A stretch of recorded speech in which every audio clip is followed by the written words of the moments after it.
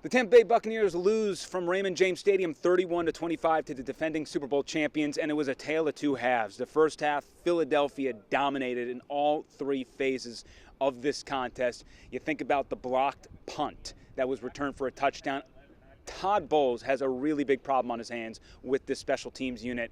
They had the field goal blocked last week, the punt blocked this week. It was terrible in Houston. So that is an issue that needs to be resolved. The offense put up a nothing burger in the first half. That changed in the second, but still they started out way too slowly, and the same could be said for the defense that continues to give up points in first drives of the game. They have given up points every single time this year in the first drive of a game. As for the second half, things changed. We saw a lot of fight from this team. We saw two huge touchdown plays from Baker Mayfield, one to Emeka Egbuka, the other to Bucky Irving. The offense was able to find some chunk plays and keep themselves in it, but there were two costly turnovers. One from Bucky Irving deep in Tampa Bay's zone, which led to 7 points for Philadelphia. Was it a fumble? Was it not? In the end, it was ruled a fumble on the field, so it cost them two. Baker Mayfield on Philadelphia's 11-yard line. The team was down 8 late in this ball game, and that interception really was the dagger, even though the Buccaneers were able to get the ball back and make one last chance at it. But it's really weird when you look at the box score, because the Buccaneers outgained the Eagles by north of 170 yards. The Eagles totaled -1 yards in the second half and still won this contest. The safety at the end put them into the negatives. If you ignore that, it was still only 33 yards in the second half. The Buccaneers defense was dominant after halftime, but sadly it took too long to get them going. And that was sort of the message in the locker room, is that these guys believe they are too good of a football team to continually push themselves into adverse positions, right? You know, these are some last-minute wins that they had weeks 1, 2, and 3, and you can do that against certain teams in certain situations, but eventually you're going to get caught.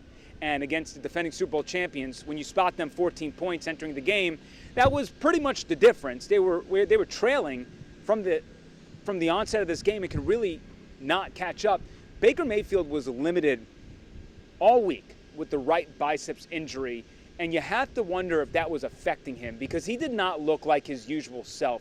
22 of 40 throwing the football, and the Eagles are a tremendous defense, tremendous defensive coordinator, tremendous secondary. So it's not surprising that the Eagles defense showed up and did well, but 22 of 40 is really inefficient and something we haven't seen from Baker in most of his time with the Tampa Bay Buccaneers. So certainly he's going to need to put forth a better effort against Seattle. Really good news, we were able to see Tristan Wirfs and Chris Godwin Jr. back on the field. Chris Godwin Jr., while showcasing so much gratitude in the postgame press conference, returning to the field and coming back from that horrific injury he suffered last year, he did say he was knocking off the rust. He felt like there were some plays out there that usually he makes, and he's just got to give himself some grace. As also, Tristan Wirfs is somebody who returned to action.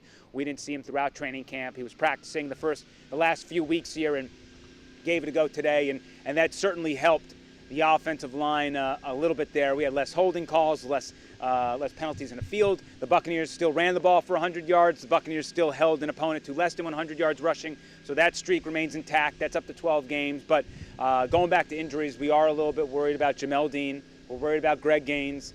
We're worried about Benjamin Morrison, a handful of players who were injured in this contest, as Christian Izzy and Mike Evans are also already out. So this team cannot leave games in any sort of healthy shape, and you're starting to feel like it's thinning out at points. But not the worst effort from this team. Certainly in the first half it didn't look great in a lot of ways, but the second half kind of counterbalances that out. So let's see what this team is made of, because now they're going to head on the road to a team that very well could win their division in the Seattle Seahawks, and they got to get back in the win column, because if we know something about the Buccaneers under Todd Bowles, they've consistently started out hot, and then they've consistently hit that midseason lull. They have to prevent that for obvious reasons.